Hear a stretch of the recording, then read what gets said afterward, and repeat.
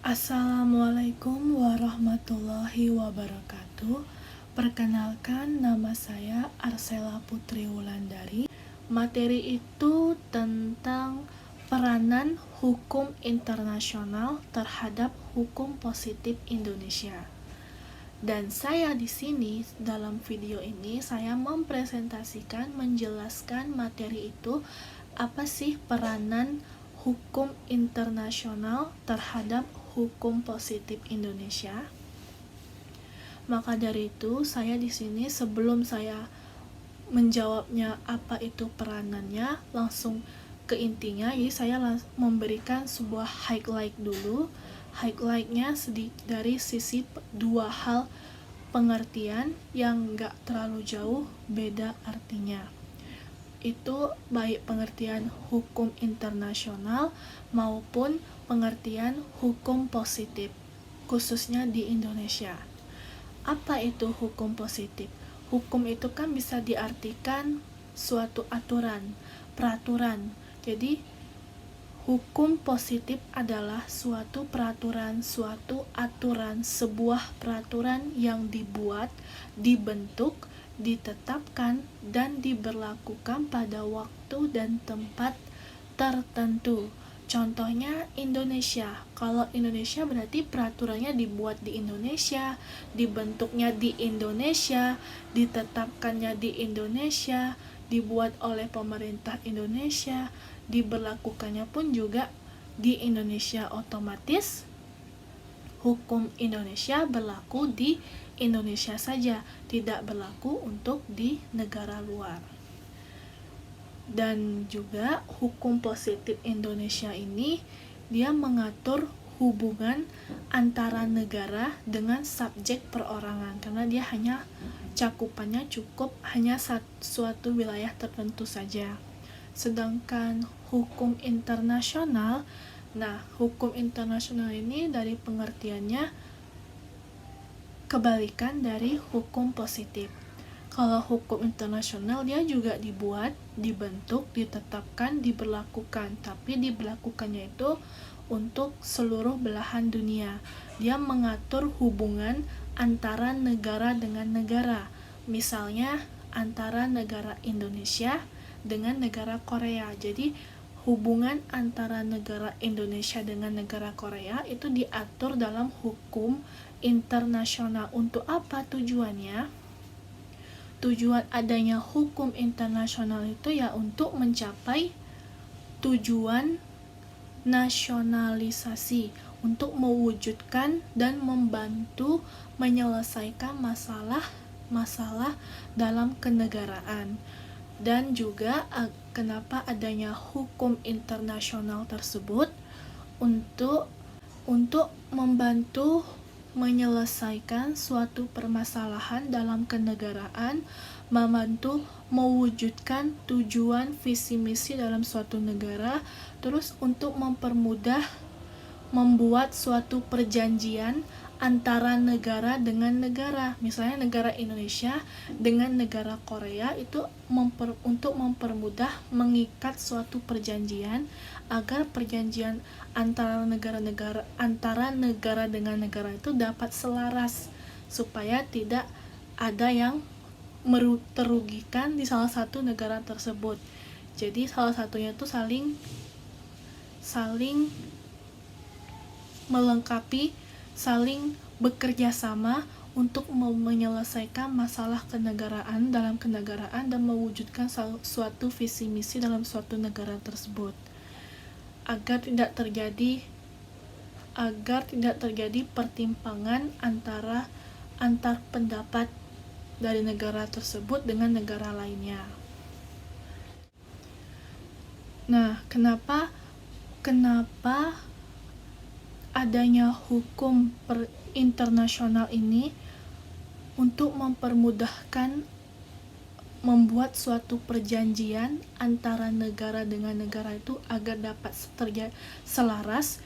Itu karena hukum internasional itu bisa dipengaruhi dua pengaruh positif maupun pengaruh negatif.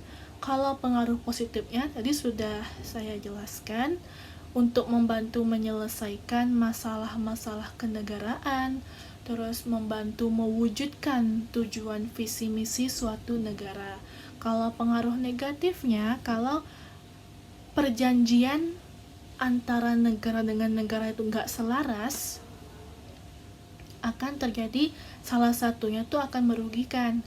Contohnya misalnya kalau negara Indonesia mengikat perjanjian dengan negara Korea nggak selaras, itu di salah satu negara itu akan merasa kerugian.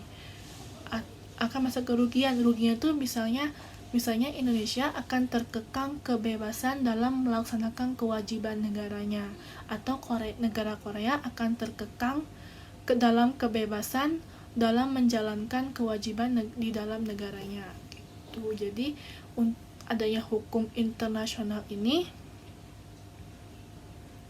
harus untuk mempermudah melaksanakan perjanjian agar terciptanya suatu perjanjian antar negara yang selaras. Selain itu juga, hukum internasional terhadap hukum positif Indonesia itu peranannya itu, yang kalau ditanya peranan, sangat berperan. Kenapa? Karena hukum internasional itu dia juga mengikuti perkembangan zaman masyarakat.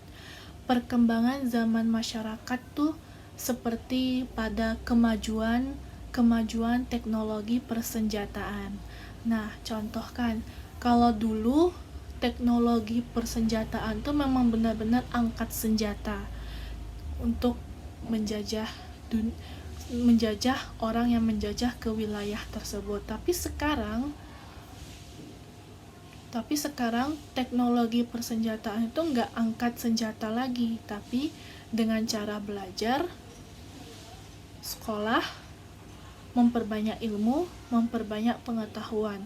Hanya itu modalnya untuk bisa mewujudkan tujuan suatu visi misi dari negara. Terus itu kemajuan dari sisi kemajuan teknologi persenjataan. Terus hukum internasional, peranan hukum internasional terhadap hukum positif Indonesia juga mengikuti perkembangan zaman masyarakat. Yang kedua, kemajuan teknologi yang saat ini yang bisa diakses di mana saja. Kemajuan teknologi industri perhubungan yang bisa diakses di mana saja. Terus kemajuan teknologi pengolahan kekayaan alam. Kemajuan teknologi pengolahan kekayaan alam ini memang sudah sangat berkembang pesat saat ini. Karena dulunya teknologi pengolahan kekayaan alam itu memang benar-benar membutuhkan tenaga manusia, menguras keringat tenaga manusia 100%. Kalau sekarang tenaga manusia sudah sangat dikurangkan, karena tenaga manusia cuma hanya mengendalikan teknologi baru, teknologi modern, dengan menggunakan ilmu pengetahuan, hanya cuma mengotak-ngatik teknologi saja untuk pengolahan kekayaan alam. Jadi yang pengolahan kekayaan alam itu teknologi modern kayak berupa mesin, atau bahkan ada sebagian yang sudah menggunakan robot untuk mengolah kekayaan alam. Jadi kalau ditanya peranan hukum internasional terhadap hukum positif Indonesia, itu memang sangat berperan dan saling melengkapi juga, saling membantu, dan saling tidak bisa dipisahkan, nggak bisa dilepaskan hukum internasional dengan hukum positif, khususnya Indonesia gitu. Jadi saling melengkapi, saling membantu, dan nggak bisa dipisahkan. Sekian dan terima kasih. Wabillahi taufik wal hidayah. Wassalamualaikum warahmatullahi wabarakatuh.